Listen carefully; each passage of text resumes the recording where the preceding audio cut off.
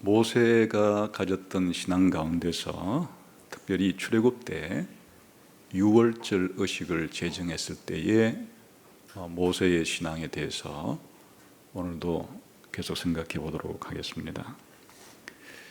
이 유월절 의식의 가장 중요한 요소는 어린 양을 대속적인 제물로 죽여서 그 피를 바르고 그 고기를 먹는 것이라고 그랬습니다. 여기서 어린 양을 대속 제물로 삼는 것은 죽어야 할 인간, 장자 대신에 그 양이 죽음으로 살아난다는 얘기죠. 피를 바른다는 얘기는 죄인들이니까 죄를 씻음 받아야 되니까, 죄를 씻음 받지 못하게 되면 하나님의 진노를 받게 되니까 죄를 씻음 받고 죄를 용서받고 하나님의 진노를 받지 않게 되었다, 그런 뜻입니다. 고기를 먹는다고 하는 것은 거룩한 사람, 거룩한 백성이 된다고 하는 그런 뜻이라고 말씀을 드렸습니다. 그러니까 출애굽이라는 것 자체가 단순히 죽지 않고 죄를 용서해 주는데 끝나는 것이 아니고 거룩한 백성을 만들어서 거룩하신 하나님과 거룩하게 삶을 살도록 하는 게 목표란 얘기죠. 근데 이 거룩의 요소, 하나님의 백성을 거룩한 백성으로 만들어서 거룩한 삶을 살게 하려고 하는 이 유월절의 고기의 요소가 좀 더 일반화된 것이 바로 빵을 먹는 것 중에서 누룩이 들어가지 않는 빵을 먹는 겁니다. 흠이 없는 제물로 바쳐진 것과 마찬가지로 이 빵을 먹을 때 흠이 없는 빵이라는 얘기는 누룩이 없는 빵을 먹어야 한다는 거죠. 그래서 유월절은 1월 14일 하루입니다. 그 하루 밤이에요. 그때부터 7일 동안 계속해서 누룩이 없는 빵을 먹는 절기가 이어지게 되는데 그게 바로 무교절이라 그랬습니다. 그러니까 무교절은 한마디로 말하면 누룩 없는 빵을 먹는 일주일 동안이에요. 그럼 무교절이 의미하는 바가 무엇이겠습니까? 무교절의 의미 자체가 누룩 없는 무교, 누룩이 들어가지 아니한 빵을 먹는 절기니까 바로 거룩을 상징하는 절기예요. 하나님께서 하나님 백성을 어떻게 만들려고 하시는가? 거룩한 백성으로 만들려고 하신다. 유월절 어린 양의 피로 죄 씻음 받고 구원받은 사람들의 목표가 뭔가? 거룩한 삶을 살게 하시려는 것이다. 그게 이제 상징화된 것이 이 무교절, 누룩 없는 빵을 계속 먹는 거예요. 죄를 씻음 받고 났으니까 이제 그 다음부터는 거룩한 생활을 하는 것이에요. 그 거룩한 생활을 하는 모습을 바로 무교절이라는 절기 속에 못 박아 놓으시고 우리들로 하여금 그렇구나, 우리가 하나님 앞에 영원토록 바르게 살아가는 모습은 죄를 용서한 이후에는 거룩한 삶을 사는 것이로구나 하는 것을 이제 우리들에게 알라고 하는 거죠. 거룩이 뭔가? 거룩은 하나님 닮는 거예요. 내가 거룩하니 너희도 거룩하라. 하나님 닮아서 어디서 살아가는 게 거룩한 삶인가 하면 영원한 천국 생활이 그 거룩한 생활이에요.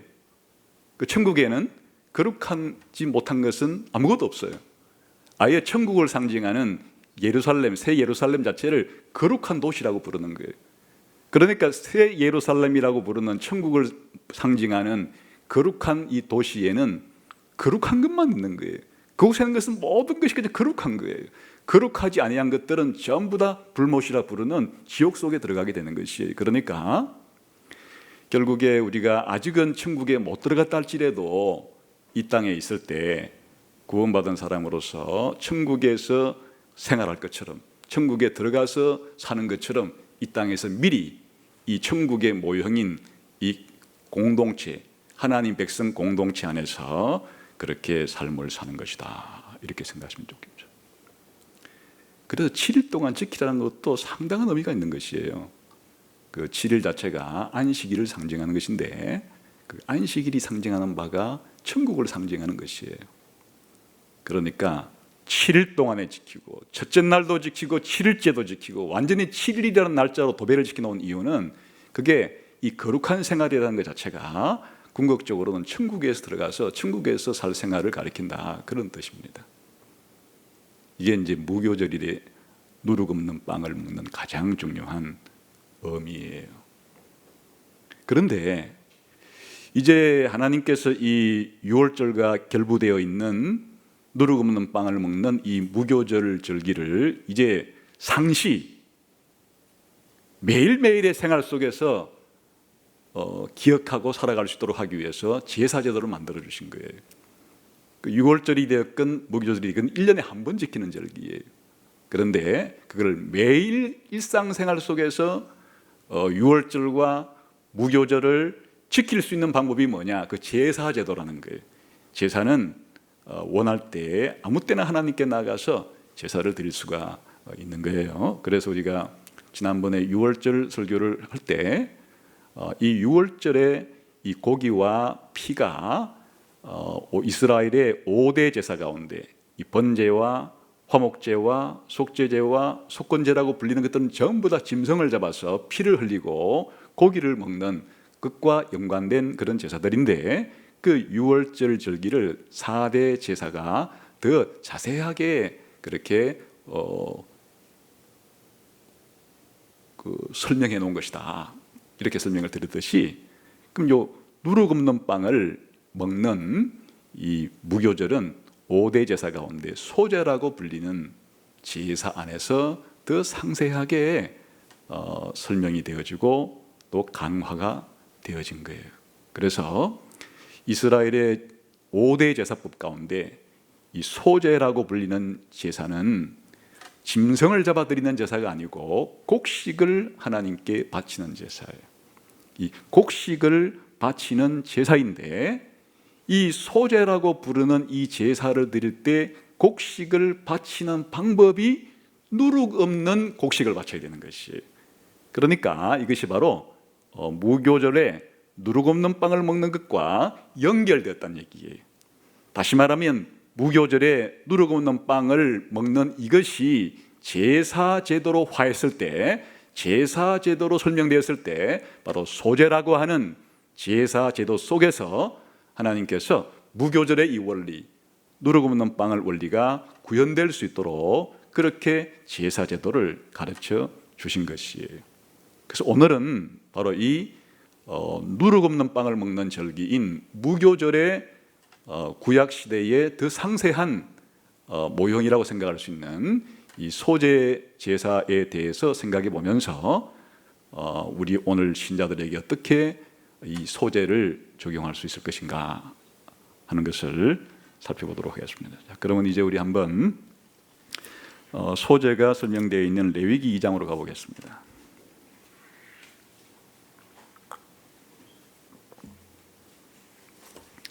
레위기 2장 전체는 소제라고 부르는 제사를 어떻게 드려야 되는가 하는 방법을 설명해 놓은 장입니다. 여기에 상세하게 오늘 설명드리지는 않겠고 대략 소제라는 제사가 어떤지를 설명드린 다음에 오늘 살펴보고자 하는 것은 소제물 안에 넣어야 될 것과 빼야 될 것, 빼야 될 것과 넣어야 될 것이 있어요. 그걸 중심으로 함께 생각을 해보려고 합니다. 우선은 이제 소제를 드리는 그 종류가 아주 다양해요.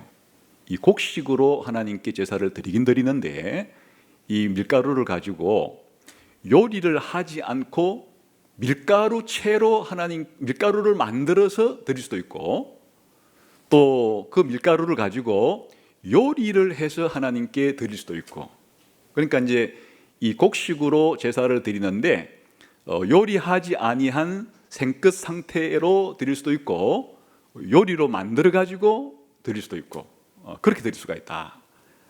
그 한번 이제 1, 2, 3절은 이 요리를 하지 아니한 채로 그냥 갈아서 그 밀가루 채로 드리는 이제 그런 소제를 설명하는 겁니다. 읽어볼까요? 시작. 누구든지 소제의 예물을 여호와께 드리려거든 고운 가루로 예물을 삼아 그 위에 기름을 붓고 또 그 위에 유향을 놓아 아론의 자손 제사장들에게로 가져갈 것이요 제사장은 그 고운 가루 한 움큼과 기름과 그 모든 유향을 가져다가 기념물로 제단 위에서 불사를 지니 이는 화제라 여호와께 향기로운 냄새니라. 이 보면 이제 아주 고운 가루를 갈아야 된다는 거예요. 그리고 거기에다가 뭘 첨가시키는가 하면 기름을 첨가시키고 유향을 첨가시켜서 그 한 움큼만 불태워서 하나님께 드리고 나머지는 제사장 식사로 양식으로 그렇게 이제 준다 그런 뜻입니다. 그 다음에 3절부터 10절까지는 이제 이 밀가루를 요리를 해서 드리는 방법인데 여기에도 세 가지씩이나 돼요. 그 요리를 할 때는 요리 도구가 있어야 되잖아요. 또 요리 방법이 있잖아요. 그러니까 이제 이 밀가루를 가지고 요리를 만드는데 기본적으로 이 화덕에서 요즘 집에 말하면 오븐이에요.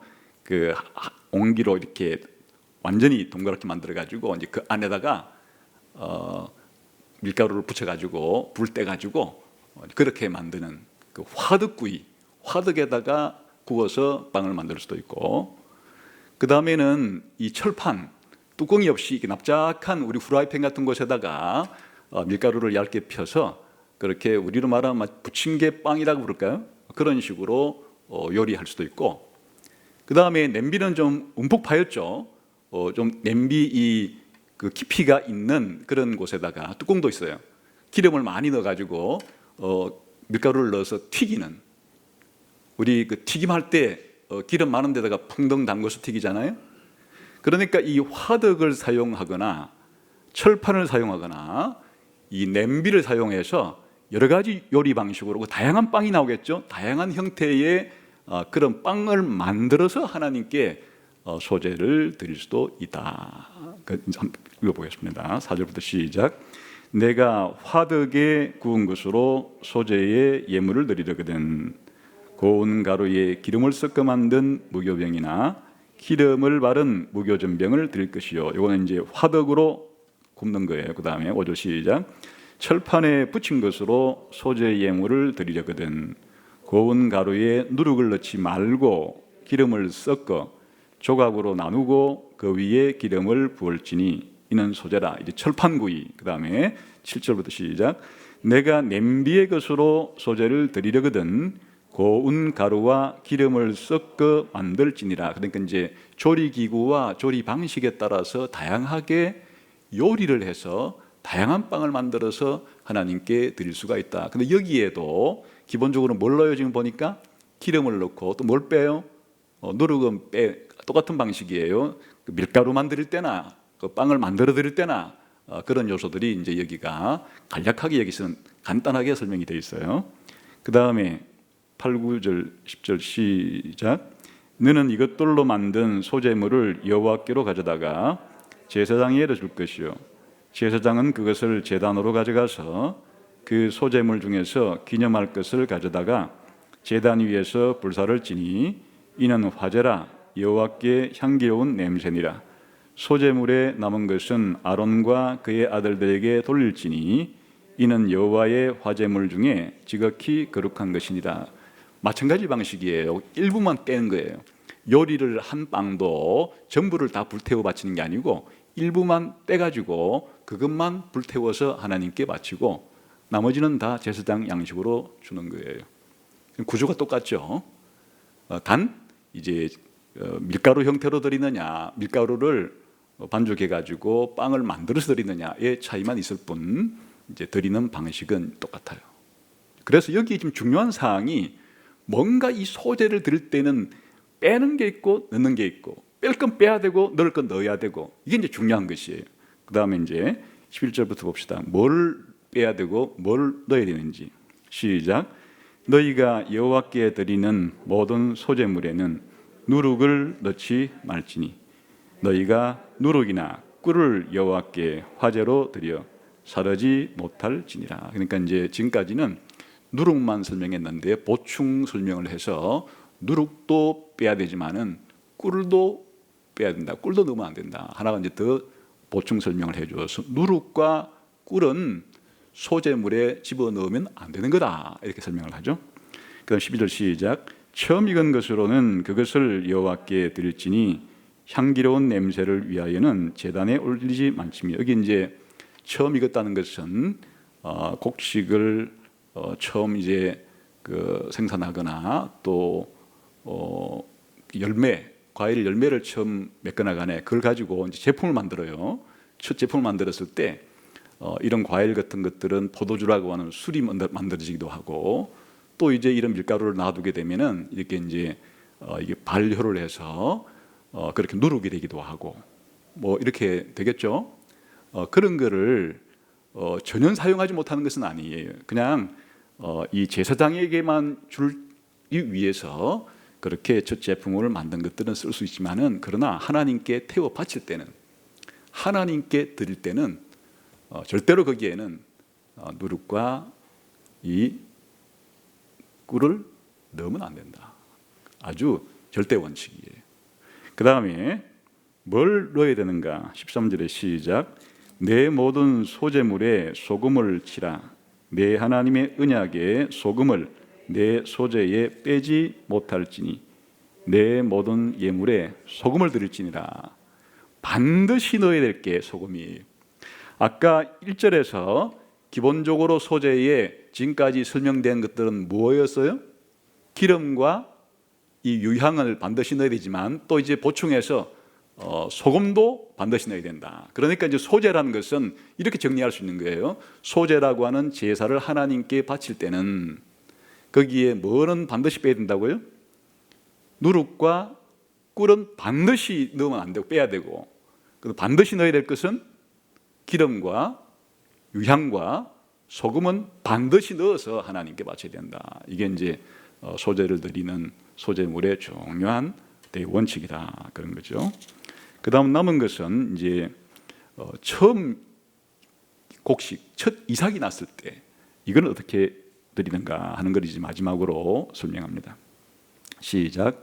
너는 첫 이삭의 소재를 여호와께 드리려거든 첫 이삭을 볶아 찌은 것으로 내 소재를 삼되 그 위에 기름을 붓고 그 위에 유향을 더할지니 이는 소재니라. 제사장은 찌은 곡식과 기름을 모든 유향과 함께 기념물로 불사를 지니 이는 여호와께 드리는 화제니라. 그러니까 지금까지는 뭐 첫 이삭이 아니더라도 그 이후에 나온 곡식 가지고도 제사를 드릴 때 이제 한 방법이고, 그 해에 처음 그 추수를 해서 첫 번째 그 추수한 그 이삭을 하나님께 바칠 때는 이렇게 드려라. 근데 역시 여기에도 마찬가지로 하나님께 드리는 이 소재에는 유향과 기름이 들어가 있는 걸 알 수 있죠. 당연히 소금은 안 들어갔어도 그 앞의 원칙에 따라서 다 해당이 되는 사항이에요. 그래서 오늘은 다른 내용들은 살펴보지 않고 이 무교절과 직접 연관이 있는 누룩 없는 빵과 연관된 이 소재의 제사에 빼야 될 것과 넣을 것을 중심으로 이것이 무엇을 상징하는지를 살펴보고, 오늘 우리 신자들에게, 우리 신자들이 하나님께 소재를 드린다면 어떤 방식으로 하나님께 드리는 것을 의미하는 것인가 하는 것을 생각해 보려고 해요. 자, 우선 이제 이 소재라는 제사가 아주 독특한 것이라는 걸 알 수 있겠죠. 그 독특함의 가장 중요한 것은 이제 이 그 하나님께 곡식 제사를 드릴 때라도 거기에 이 소재물의 대원칙, 철칙이 있다는 거예요. 그 중에서 넣어서는 절대 안 되는 것이 바로 누룩 없는 빵을 만들어야 되는 거예요. 아니면 누룩 없는 밀가루 자체를 드려야 되는 거예요. 그래서 이게 이제 약간 무교절의 의미가 누룩 없는 빵을 먹는 절기라 그랬죠. 이게 이제 더 5가지로 이게 더 상세하게 지금 확장이 되었다, 그런 뜻이에요. 그러면 이 누룩은 뭘 상징하는 건가? 기본적으로 누룩은 이제 밀가루 속에 들어서 밀가루를 발효시키는 거예요. 발효, 우리가 좋게 말하면 발효고, 이제 가만 내버려두면 썩어 나가는 거예요. 그 밀가루 자체가 원형대로 있지를 않고 이게 누룩이 들어가게 되면은 시간이 지남으로 부풀게 돼요. 변형이 된다는 얘기예요. 그래서 이 누룩에 부풀게 변형시키는 이 특징 때문에 바로 이것이 하나님의 백성 인간들을 부패시키고 오염시키고 변질시키고 이런 것으로 이 상징적인 의미를 쓰게 되는 거예요. 그래서 이 누룩이라는 것 자체가 우리 인간을 죄짓게 만드는 부패하고 오염된 잘못된 그 사상, 가르침, 교훈 이런 것들이 누룩으로 표현되기도 하고 또한 그런 잘못된 가르침을 받아들여서 자기의 행동을 자기의 삶을 부패하고 오염되게 죄 짓는 삶을 행동을 하게 되는 것도 바로 그거를 누룩이라 부르는 거예요. 그러니까 누룩은 죄를 상징하는 거예요. 부패와 오염을 상징하는 것이다.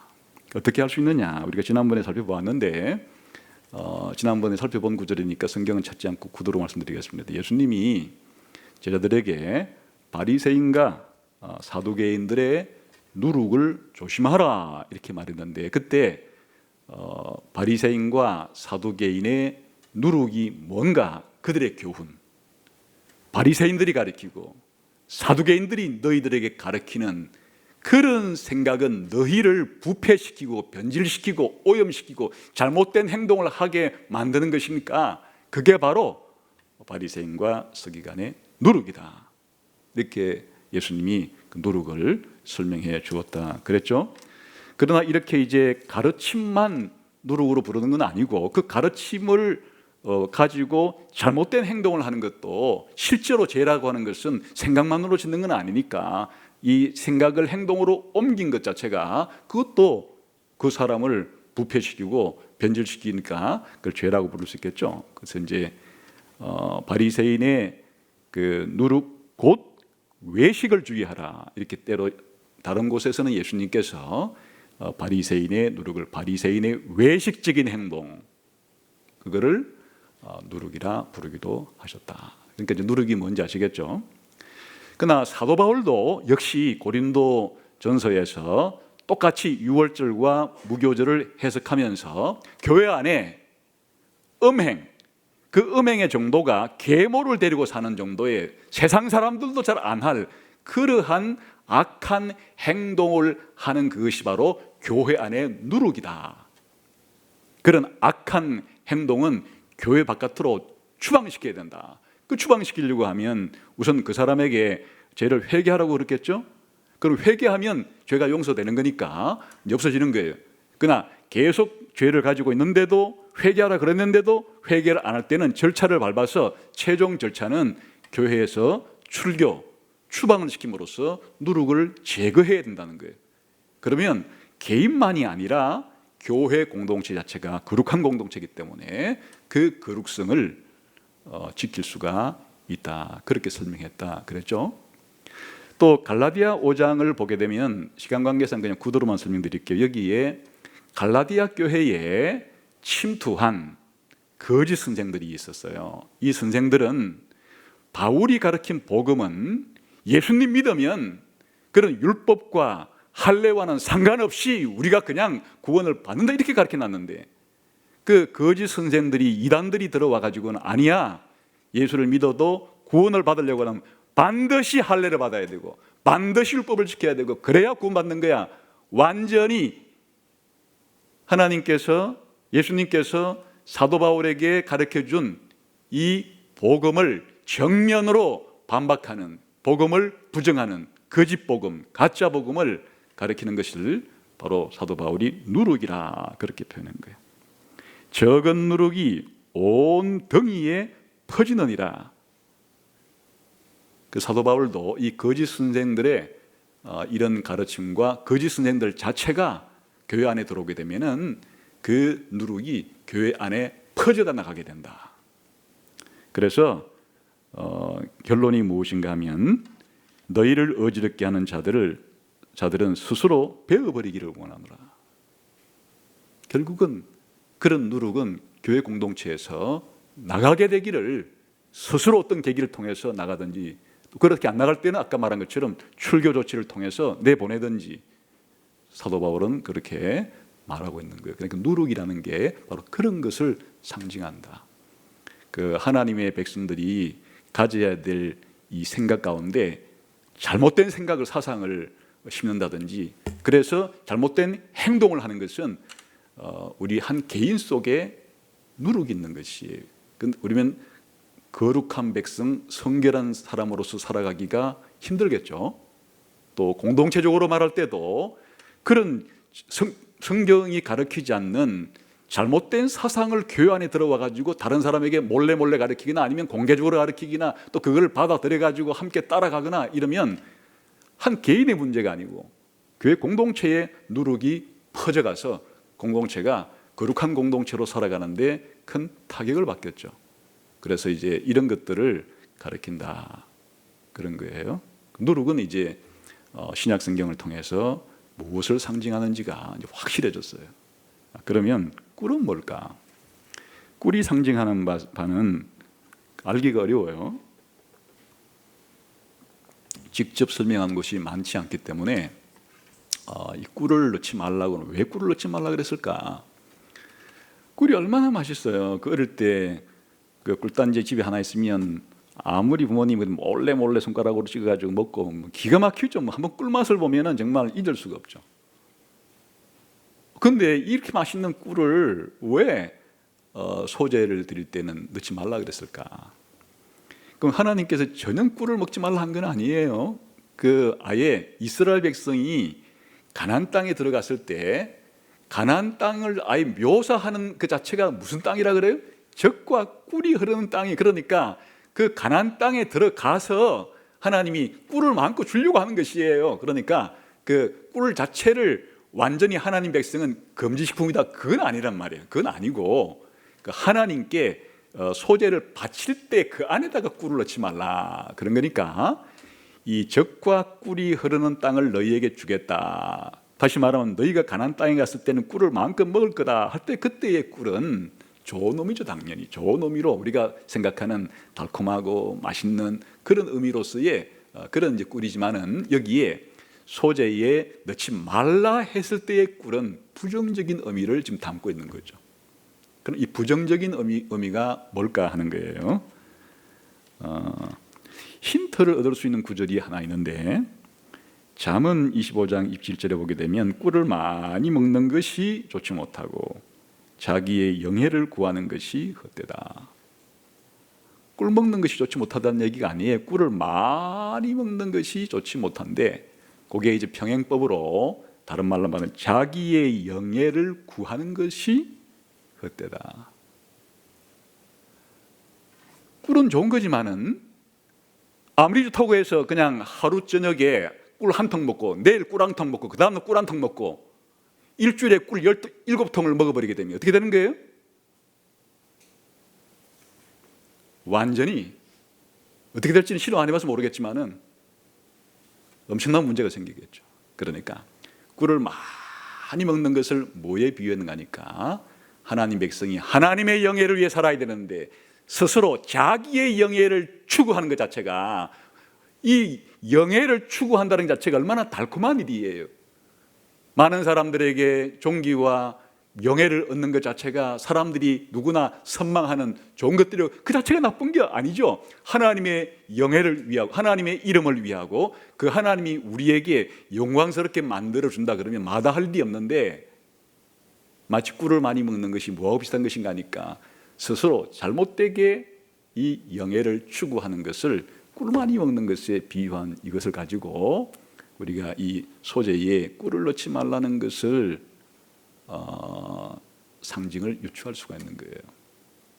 그러니까 원래 하나님이 주신 세상에서 좋은 것이라 하더라도 이것들을 지나치게 그렇게 사용할 때에 그 사람에게 해가 될 수밖에 없다, 그런 뜻이고, 또 달리는 사실은 이 누룩만 이 그 밀가루를 변형시키는 게 아니고 꿀도 마찬가지예요. 꿀 자체는 잘 안 변하는 거지만 꿀을 밀가루 속에 넣어두면 역시 시간이 지나면 그 발효가 일어나게 되는 거예요.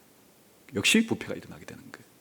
그러니까 이제 꿀과 여기서 이 누룩은 둘 다 좋을 때 의미로 쓰는 것이 아니고 둘 다 이 밀가루 반죽을 변형시키고 변질시키고 오염시키고 부패시키는 그러한 특징을 가진 것인데, 이 꿀은 좀 더 기본적으로 그것들이 적정하게 사용되었을 때는 별 문제 없을 그런 것이지만은 그것을 지나치게 그렇게 사용했을 때 결국에는 해가 될 수밖에 없는 그런 요소를 이 꿀로서 묘사했을 것이다. 그렇게 이제 해석은 가능한 거예요. 그 다음에 소재물에 넣으라 한 것이 뭐라 그랬죠? 가장 기본적으로 기름을 붓거나 기름을 바르거나 기름을 섞거나 하여튼 이 소재를 들 때 기름 범벅이 기름으로 가득 들어차 있잖아요. 기름을 가지고 이제 그렇게 하는 것인데, 이 기름은 뭐를 상징하는 걸까?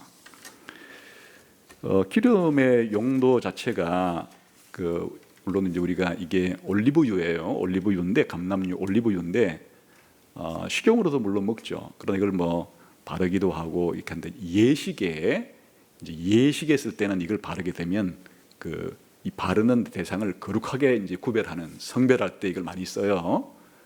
근데 이 기름 자체가 뭘 의미하는 것인가 생각해 볼 때, 기본적으로는 성경에서 이 기름을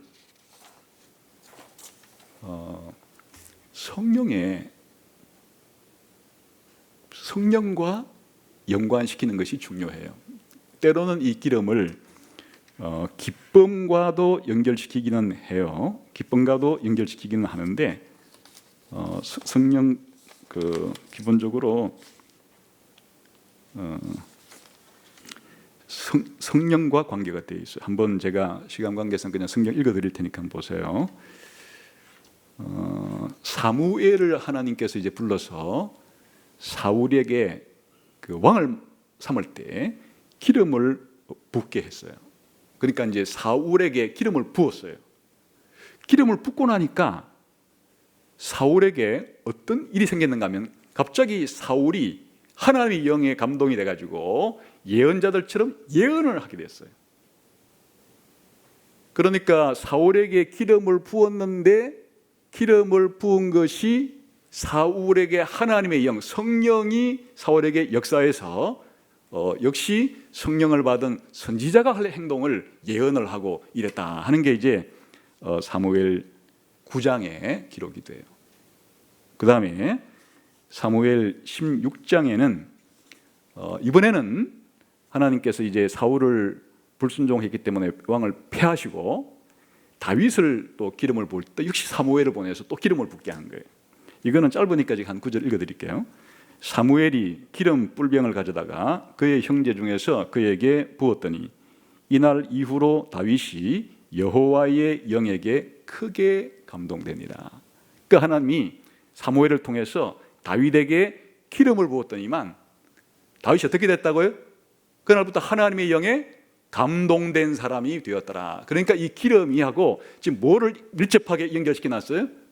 성령과 연결시켜서 눈에 보이는 것은 기름을 부어주는 거지만은 실질적으로는 하나님의 성령을 이 다윗에게 부어주어서 이제 다윗이 성령으로 충만한 사람으로서 살아가게끔 하는 게 바로 그 사역을 감당할 수 있도록 만드는 게 기름이었다. 이 기름이 그 성령을 상징하는 것이로구나, 이렇게 생각할 수가 있겠죠. 그 다음에 유향은 바로 향료예요. 그 향기가 나는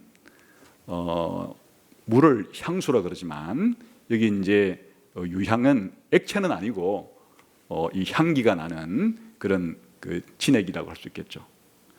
여기에 이 유향은 무엇을 의미하는가? 그 유향 때문에 이 유향을 이제 썼게 되면은 아주 좋은 냄새가 이제 불태울 때 가득 퍼지게 되는 거죠. 요즘 우리가 좋은 향을 피우듯이 좋은 그 향이 냄새가 나게 되는 거예요. 유향이 들어감으로써. 그럼 유향은 무엇을 상징하는 걸까? 역시 이제 성경을 읽어보게 되면 이 유향을 무엇으로 은유하고 있는가 하니까 기도와 연결을 지켜요. 그래서 시편 141편 2절에 보게 되면 나의 기도가 주의 앞에 분향함과 같이 되며, 그 기도 드리는 것을 분향함과라고, 이렇게 쉽게 말하면 분향함이 기도를 상징하는 것이, 내 기도를 드릴 때 이것은 내가 분향하는 것과 똑같이 되게 해주십시오. 그러니까 이 향을 피워 올리는 것과 하나님께 기도를 올려드리는 것은 같은 것을 가리킨다. 유향은 기도를 상징할 수 있어요. 이게 이제 시편만 그런 게 아니고 요한계시록 5장 8절에도 읽어보면 그 두루마리를 취하심에 네 생물과 24장로들이 그 어린 양 앞에 엎드려 각각 금은고와 향이 가득한 금대접을 가졌으니 이 향은 성도의 기도들이다. 아예 신약 성경에서 이 향은 성도의 기도들이다. 그러니까 옛날 그 제사를 드릴 때 향을 피워 올리는 이것 자체가 기도를 가리키는 것이다. 이렇게 해석을 해놨죠. 그 기도라는 걸 알 수가 있어요. 그다음 마지막으로 이 소금은 무엇을 의미하는 것인가? 여기에 이 소금은 사실은 해석을 붙여놨어요. 그래서 어렵지가 않아요. 우리 한번 그 2장 13절 다시 한번 읽어보면 거기에 해석이 붙어 있습니다. 읽어볼까요? 시작. 내 모든 소재물에 소금을 치라. 내 하나님의 언약의 소금을 내 소재에 빼지 못할지니 내 모든 예물에 소금을 드릴지니라. 여기에 소금이 뭘 상징하는지를 아예 그냥 붙여놔 버렸죠. 소금은 기본적으로 이제 방부제 역할을 하는 것이에요. 아까 이 누룩하고 꿀과 정반대 역할을 하는 것이에요. 누룩과 꿀은 밀가루에 들어갔을 때 밀가루를 변형시켜버리는 역할을 하고, 그러니까 금지시킨 거고, 반대로 소금을 집어넣게 되면 그 성격이 유지가 되는 거예요. 그 소금은 그거를 지속시키는 거예요. 그래서 이 소금이 음식물을 방부 처리를 해주고 그 음식의 상태를 지속시켜주는 이와 같은 특징을 뽑아와 가지고 이거를 언약의 소금이라 부르고 있는 거예요. 다시 말하면 언약을 상징하는 거예요. 언약은 하나님과 하나님 백성이 언약을 맺었을 때 그 언약은 하나님께서 반드시 지키는 것이에요. 그러니까 하나님께서 한번 약속한 그 언약은 영구한 것이에요. 하나님은 그 언약을 반드시 지킬 것이기 때문에. 그래서 이제 우리 하나님의 백성들로 볼 때는 바로 그 언약을 하나님이 반드시 언약을 지켜주신다 하는 것을 믿을 수가 있고, 약속을 믿을 수가 있고, 그 언약 속에 이렇게 하여라 하는 것은 우리가 그것을 순종함으로 언약을 유지시켜 나가는, 언약의 신실함을 유지시켜 나가야 되는 것이에요. 그래서 하나님과 하나님 백성 사이에 언약을 체결해서 언약이 지속되는 이와 같은 특징 때문에 소금을 가지고 형상화시켜서, 바로 소금을 넣으라는 것은 바로 이렇게 소재를 드리는 모든 관계가 하나님과 하나님 백성 사이에 언약 관계를 맺고 언약의 왕이신 하나님께 언약적인 충성을 드리는 것이라는 것을 보여주는데, 언약의 핵심은 말씀이에요. 언약을 맺을 때 그 내용이 하나님 말씀이에요. 하나님께서 하나님 말씀으로 이러이러한 그것을 해주겠다 약속하기도 하고, 또 언약 속에 이런 것을 하나님 말씀 속에서 하라 하기도 하고, 그러니까 이 소금이 상징하는 바는 하나님의 말씀, 언약을 가리키는 것이기 때문에 이 언약은 달리 말하면 핵심이 하나님의 말씀이에요. 하나님의 약속과 하나님의 명령이 언약을 구성하는 거예요. 그러니까 이 소재에는 반드시 하나님의 약속을 믿고 하나님의 명령을 순종하고자 하는 그런 신실함이 그 속에 들어있어야 된다, 그런 뜻이겠죠. 자, 그러면 이와 같이 이제 이 5가지의 소재물에 함축된 넣어서는 안 될 2가지와 반드시 넣으라고 한 것에 대한 그 내용이 무엇인지, 그 상징이 무엇인지를 성경 전체를 통해서 우리가 이제 확인을 했어요. 그러면 이것을 우리의 삶 속에 어떻게 적용할 것인가? 이 소재물 자체가 1차적으로는 예수님을 가리키는 것이기 때문에 예수님의 생애와 사역이 이것을 가지고 설명이 가능한 거예요. 그러니까 아주 간략하게 설명해 드리면 예수님은 바로 소재물에 들어가지 않아야 될 그 누룩 없는 삶처럼 죄 없는 삶을 예수님께서 사시고, 또 꿀이 상징하는 바와 같이 사단이 예수님을 시험할 때 기꺼이 세상의 부귀와 영화와 이런 것들을 준다고 유혹하는 그런 사탄의 모든 유혹들을 다 물리치고, 그러니까 예수님은 소재에 있어서 넣어서는 안 되는 것들이 하나도 없는 완전하게 누룩이 없고 완전하게 꿀을 넣지 않은 그런 삶을 사셨다, 그 뜻이에요. 예수님은 반대로 예수님의 지상에서의 삶을 사는 동안에 그 기름이 상징하는 성령 충만한 삶을 사신 것이에요. 탄생하실 때부터 성령으로 잉태하셨고, 그리고 예수님께서 사역을 시작하는 세례받을 때 성령이 임하셨고, 또 예수님께서 가르치시거나 기적을 행하시거나 무슨 일을 할 때마다 성령의 능력으로 하셨고, 예수님의 그냥 일생은 성령의 충만함을 입어서 행하신 그런 사역이었다, 그런 뜻이 되는 거예요. 완전한 성령 충만한 삶을 사신 분이 예수님이었다, 그런 말이에요. 더 나아가서 이 유향이 상징하는 기도와 같이 예수님은 그의 생애 자체가 기도의 생애라고 할 정도로 세례 받으실 때도 기도하시고, 12 제자를 뽑을 때도 기도하시고, 베드로가 최초의 신앙 고백할 때도 기도하시고, 변화산에 가서도 기도하시고, 십자가에 달려서도 기도하시고, 예수님의 생애 자체가 기도로 충만한 삶이었다, 이렇게 간단하게 설명할 수 있겠죠.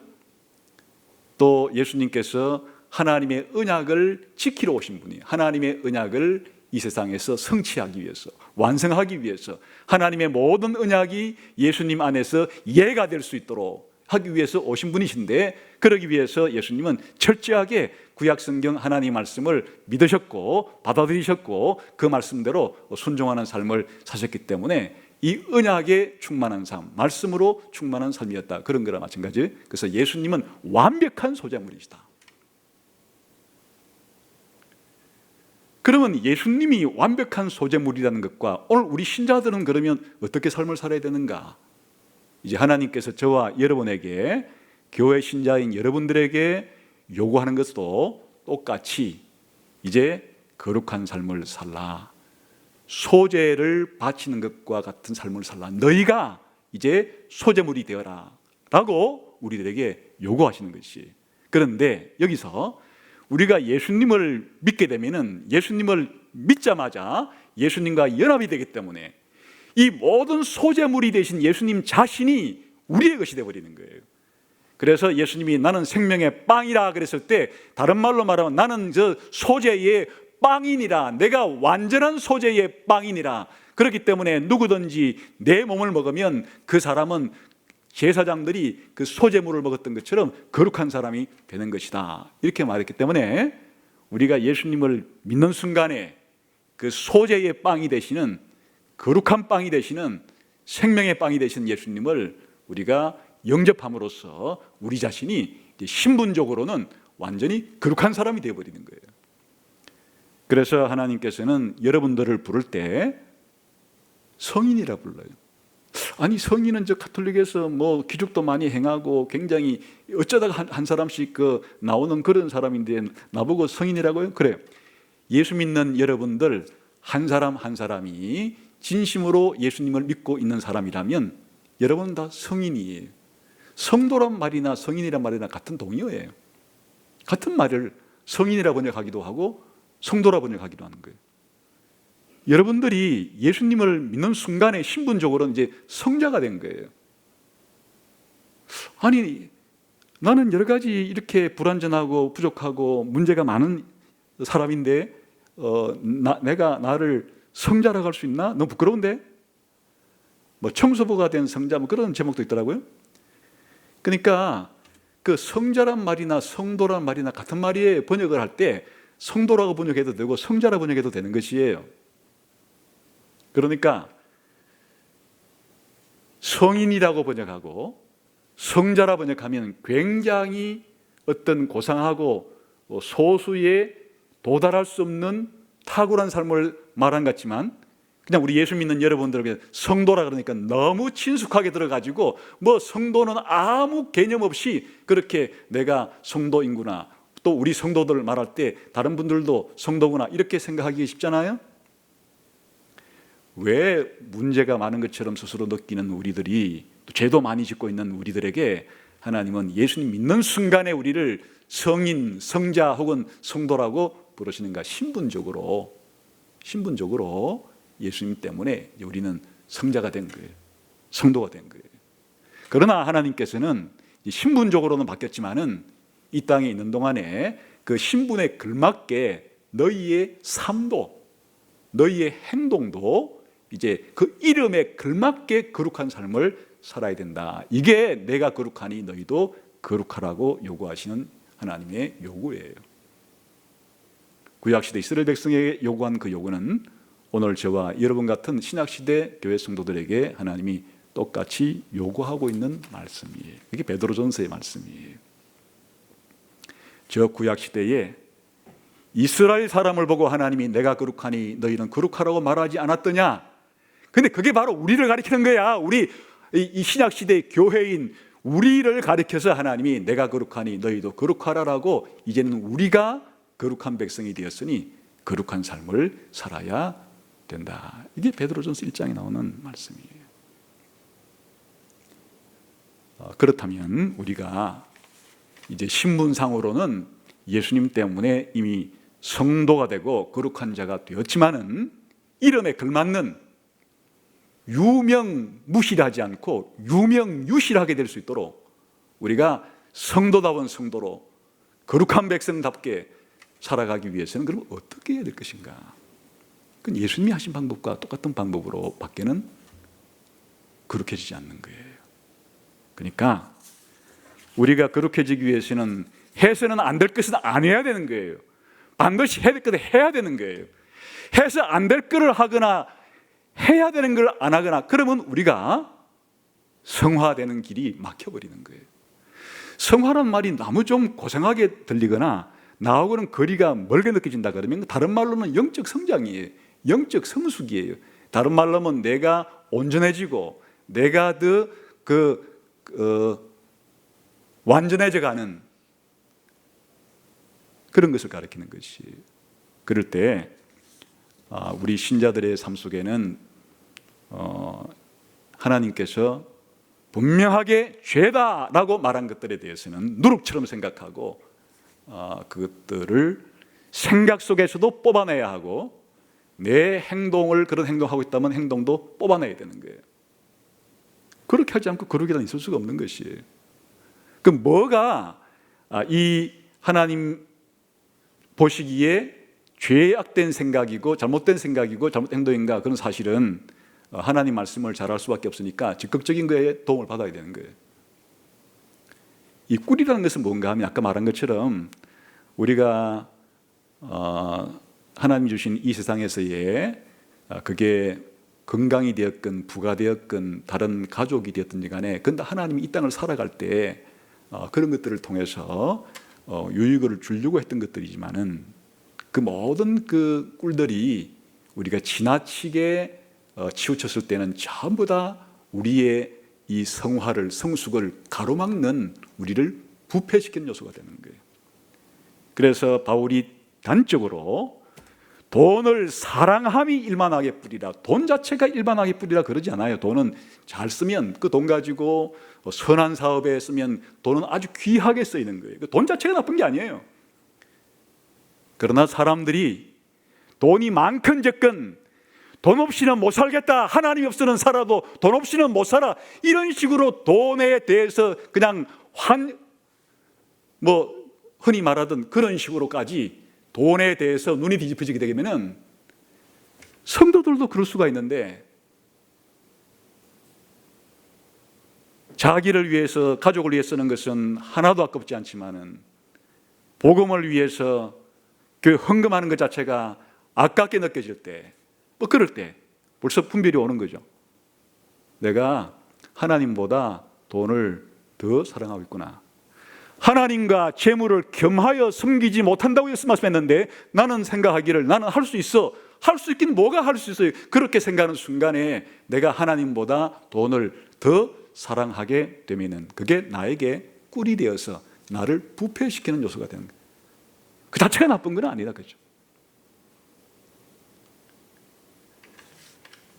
달리 말하면 요즘에 핸드폰을 가지고 그 안에 SNS 활동을 한다든지, 뭐 컴퓨터에 여러 가지 그 포털 뉴스를 본다든지, 뭐 그 신문을 본다든지, 잡지를 본다든지, 뉴스를 본다든지 하는 등등도 그 나쁜 일이 아니에요. 그런 것들을 통해서 세상의 지식을 아는 것은 정당한 것이고 정상적인 것들인데, 그냥 거기에 빠져가지고 중독이라 부를 정도로, 정신을 차리지 못할 정도로 거기에 빠져서 헤어나올 수 없다면 그건 그에게 꿀이 되어서 그의 신자의 거룩한 생활에 장애가 되고 신자를 부패시키게 만들게 되는 거예요.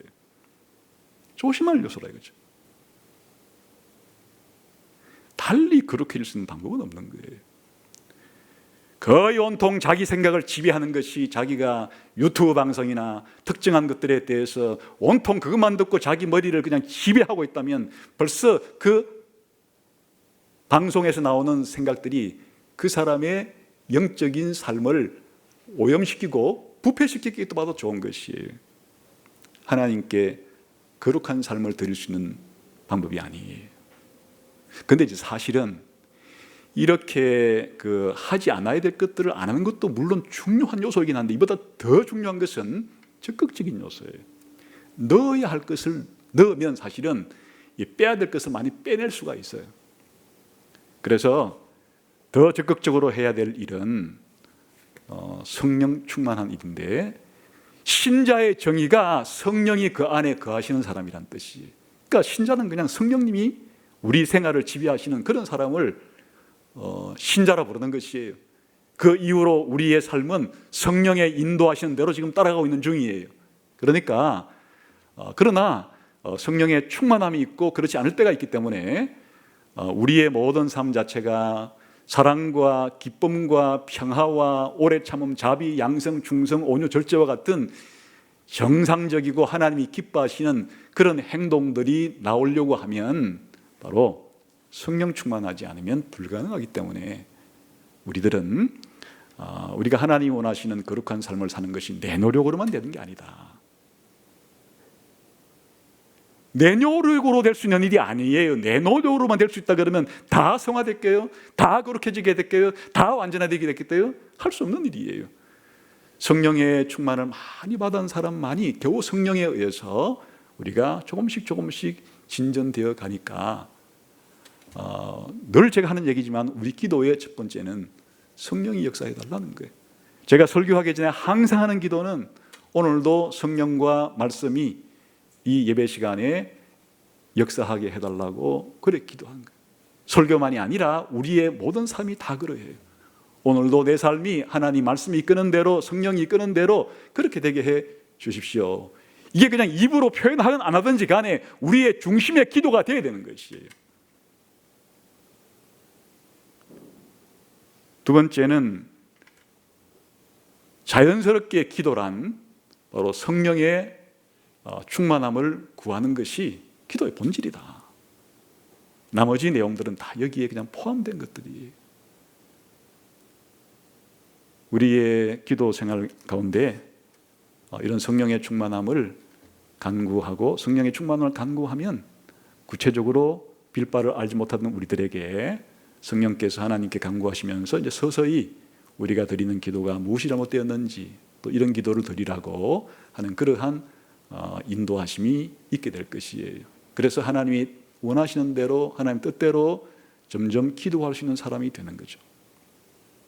근데 이 모든 일의 마지막 결정적인 것은 바로 말씀이에요. 이렇게 지금까지 말한 모든 것들을, 이 누룩이 뭔지, 꿀이 뭔지, 그리고 이 기름이 뭔지, 이 유향이 뭔지, 이 모든 것들에 대해서 알게 하고 구하게 하고 버릴 것은 버리게 하고 우리가 가질 것은 가지게 하고, 이것을 우리들에게 비춰주는 것은 하나님의 말씀이에요. 말씀 읽는 생활이 반드시 있어야 되는 거예요. 그래서 여러분들이 주일날이나 교회 나오기 전에 그 집에서 일주일 동안 살 때 매일 성경을 읽는 시간이 있는가? 예수가족교회에서 우리가 권해주듯이 매일 하루에 성경 할 수만 있다면 4장씩 읽고, 그것이 너무 시간이 없으면 그 2장이라도 읽고 아니면 1장이라도 해서 어쨌든지 간에 매일매일 성경을 읽는, 소금을 집어넣는 그런 시간이 있는가 하는 것이. 그게 없으면 천하 없어도 여러분이 영적인 성장이 일어날 수가 없고 변화가 일어날 수가 없고 거룩해질 수가 없는 것이에요. 매일매일에 하나님께 드리는 기도의 시간이 있는가 하는 것이에요. 그러니까 아침에 일어나서건 밤에 자기 전이건 아침 먹고 나서건 점심 먹고 나서건 저녁 먹고 나서건 자기가 좋은 시간에 그래도 매일은 자기가 그 시간은 기도 시간으로 정해놓은 시간을 가지고 그 시간이 얼마 되었든지 간에 그렇게 기도하는 시간들을 가지고 있는가 하는 것이. 그런 기도 생활이 없으면 유명무실한 신자가 되는 거예요. 이름은 성도인데 실제의 생각과 행동은 성도가 아니게 되는 것이에요. 그리고 할 수 있다 그러면 좋은 신앙서적도 최소 한 달에 한 권, 그게 안 되면 2달에 한 권, 그것도 안 되면 3달에 한 권 정도라도 우리 신앙 선배들이 쓴 좋은 신앙서적을 읽어가야 내 생각과 내 행동에 변화가 일어나는 것이. 이 3가지, 매일 성경 읽고 매일 기도하고 매일은 읽지 않더라도 한 달 단위로 2달 단위로 좋은 신앙서적을 읽는 일이 없이는, 이걸 집어넣지 않고 거룩하게 된 사람은 지구촌에 한 사람도 없다. 한 사람도 없어요. 자신의 문제가 뭔지를 점검해 봐야 되는 것이. 내가 지금 충만한 삶이, 내가 생각하기에 하나님 앞에 은혜가 충만한 삶이 되지 않고 있다 그러면 그 이유는 바로 여기 있는 것이. 그리고 교회에 와서 그러면 주일날 이렇게 주일 예배 시간에 하나님 말씀이 가장 선명하게, 가장 분명하게, 가장 광범위하게, 가장 깊이 있게 전달되는 시간이기 때문에 여러분의 일주일의 시간 중에서 주일날을 가장 기다리고 사모하고 좋아하고 그렇게 해야 신앙이 성장하는 것이. 만일 제가 전달하는 설교에 은혜를 받지 못하고 있다 그러면 설교하는 제가 문제예요? 설교의 은혜를 못 받는 여러분이 문제예요? 그건 뭐 두말할 필요도 없죠. 제가 잘못이라는 것은 비성경적인, 성경을 완전히 오해해가지고 잘못 가르친다면 그건 제 잘못이에요. 또 제가 전달하는 것이 알아듣지도 못할 소리만 그 성경 가지고 하게 되면 그건 제 잘못이에요. 그런데 만일 제가 설교하는 이 내용이 성경에 있는 내용을 자세하게 깊이 있게 선명하게 분명하게 여러분에게 전달해 줌에도 불구하고 여러분이 설교 시간에 은혜를 받지 못한다 그러면 여러분이 영적으로 지금 심각한 질병에 걸린 상태예요. 다른 사람들은 100% 다 그러냐? 그렇지 않거든. 다른 어떤 사람들은 이 주일날의 설교를 통해서 영적인 성장이 일어나고 변화가 일어나고 감사가 일어나고 이렇게 되기 때문에 나는 왜 그런가? 심각하게 생각해서 그를 고쳐야 되는 것이에요. 그리고 예수대학이라고 하는 제 설교 시간에는 이렇게 그 작은 본문을 좀 깊이 있게 해설하는 편이기 때문에 66권 1189장에 이르는 그 3만 구절 이상 되는 구절을 제 설교 시간에 다 설명해 줄 수가 없어요. 그래서 예수대학 시간에는 아예 성경 한 권을 그냥 3개월 정도 분량으로 다 그래도 기본적인 내용들은 가르쳐주는 그런 내용으로 예수대학이라고 하는 성경 공부 프로그램을 만들어서 여러분에게 제공해 주고 있는 것이, 그걸 반드시 들어야 되는 거예요. 예수대학 교인이면 100% 반드시 예수가족교회 교인이, 등록 교인이 되는 순간에는 주일에 예배 시간의 설교를 반드시 들을 뿐 아니라 예수대학에서 가르치는 그 성경 공부도 반드시 하겠다는 것을 전제하고 예수가족교회에 들어오는 것이에요. 물론 물어보면 뭐 바빠서 못 들었는데요, 이런 분들이 있을 수는 있어요. 바쁘긴 뭐가 바빠요? 그 예수대학 성경 공부 시간이 그냥 1시간짜리 10개 강의로 구성된 게 이번 창세기 강의예요. 마음 먹으면 하루만 해도 10시간 강의를 다 들을 수 있는 분량인데 뭐가 바쁘다는 거예요? 바빠도 잠잘 거 다 자고 먹을 거 다 먹고 자기 하고 싶은 일은 다 하면서도 시간이 없다는 것은, 그러니까 신앙이 성장하지 않는, 예수가족교회 안에 있어도 소외된 자로서 영적인 성장이 일어나지가 않는 것이에요. 적극적으로 참여를 해서 공부를 해야 되는 것이에요. 목사님이 이런 강의를 개설해주고 이런 강의를 한다는 것 자체에 저에게 엄청난 감사와 존귀와 영광을 하나님께도 돌리지만 저한테도 예수가족교회에도 돌려야 마땅한 것이. 근데 어떻게 하면 기회를 봐가지고 안 들으려고 도망치다가 겨우 또 전화 연결돼가지고 또 확인하면 그때서야 바빠서 못 그랬는데, 이렇게 하면 안 된다 그거예요. 이 성화는 아주 적극적이어야 되는 것이에요. 우리가 받는 모든 구원은 하나님의 은혜로 받는 수동적인 면이 있지만, 그러나 성화는 아주 적극적인 응답을 필요로 하는 것이. 그래서 성경에서는 성화를 경주하는 것과 달리기 하는 것과 싸우는 이런 게 필요한 거예요. 그냥 달리기 할 때 100m 이 달리기 선수가 총알처럼 뛰어가야 되는데, 이 달리기 할 때에 이 무거운 것과 이 걸려 넘어지기 쉬운 이런 것들은 메고 가면 안 되는 거잖아요. 바로 우리가 영적인 성장이라는 것은 이런 열정과 이런 부지런을 가지고 100m 달리기 선수가 뛰어가듯이, 결승지면에 뛰어가듯이 이렇게 해야 성장이 일어나는 것이고 성숙이 일어나는 것이고 충만함이 생기는 거지. 그냥 뭐 내가 하고 싶으면 하고 말고 싶으면 말고 그래가지고 일어나는 영적인 성장과 변화는 없는 것이에요. 오죽하면 경기보다 더 센 그냥 싸움에 비유하겠어요. 그냥 믿음의 선한 싸움이에요. 신앙생활은 싸움이에요. 이 영적인 성화는 싸움이란 말이에요. 전쟁이란 말이에요. 하나님의 전신갑주를 입어야만 되는. 그러니까 여러분, 하나님께서 여러분들을 이제 예수가족교회 교인으로 보내실 목적은 딱 하나예요. 여러분 개인도 점점 성장하고 거룩해지고, 또 예수가족교회 공동체적으로도 뭐 10년 전보다는 지금이, 작년보다는 지금이 더 거룩해지고 성숙해야 되고, 거기에 함께 끼어서 함께 거룩한 공동체 무리로서 살아가기란, 이게 신자가 신앙생활하는 목표예요. 이거 하기 위해서는 여러분이 지금 여러분의 양심상으로 이건 죄야라고 하는 것들을 계속하면 안 되는 거예요. 양심이 하지 말라는 건데 그건 하나님이 하지 말라는 거예요.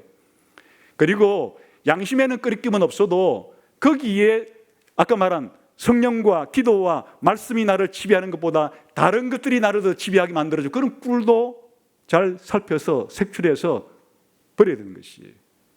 더 적극적으로는 뛰어가듯이 싸우듯이 이 거룩한 목표를 향해서, 성화를 향해서 우리가 하나님 말씀을 공부하고 기도하고 또 예배드리고 교제하고 하는 이런 일을 해야만 성장은 일어나는 거다. 이 세상에서 이런 특별한 은혜가 아니고 그냥 일반 은혜에 속한 지식을 얻는 일, 올림픽에 나가는 운동선수와 같이 운동하는 일, 또 무슨 콩쿠르 대회에 나가서 하는 그런 음악이나 미술 같은 이런 재능도 타고난 재능만 가지고는 그렇게 된 사람은 한 사람도 없는 것이에요. 1만 시간의 법칙이라고 말하듯이 음악의 분야에 달인이 되고 음악의 분야에 어느 정도 다른 사람에게 영향을 줄 수 있는 그런 음악가가 되려면 1만 시간은 투자해야 되는 것이에요.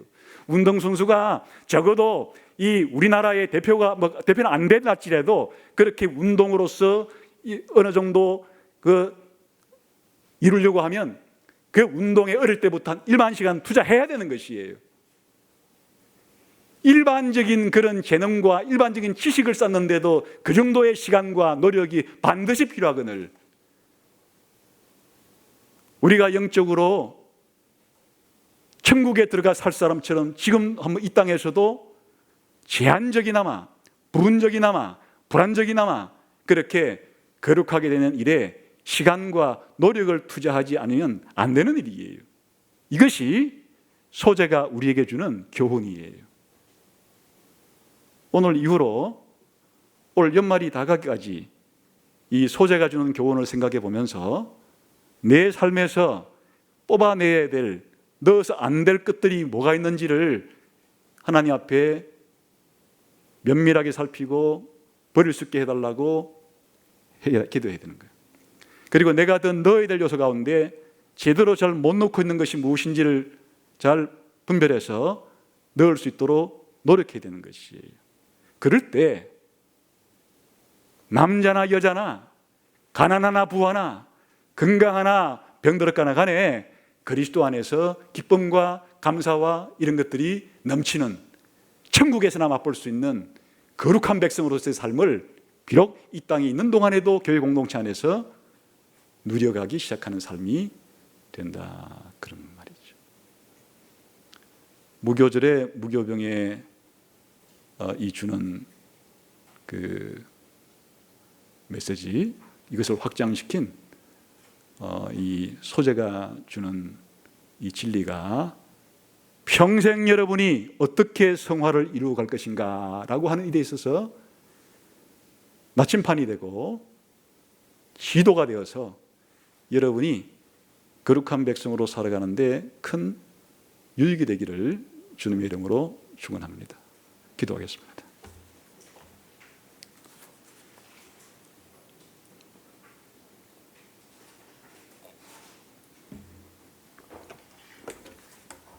하나님 아버지, 아직은 우리 스스로를 볼 때 경험적으로는 죄인이라고밖에 생각할 수밖에 없도록 아직도 우리 생각하는 것이나 또 느끼는 것이나 우리 행동은 너무나 부족하고 또 때로는 악한 것까지 나오기도 합니다. 거룩하신 하나님, 우리를 다시 한번 긍휼히 여기셔서 오늘 소재라고 하는 방법을 통하여 하나님 앞에 거룩하게 나오기를 바라시는 하나님의 그 염원이 오늘 이 설교를 듣는 우리 예수가족계 모든 성도들에게 또 다른 모든 성도들에게 역사하게 해 주시기를 원합니다. 예수님 이름으로 기도하옵나이다. 아멘.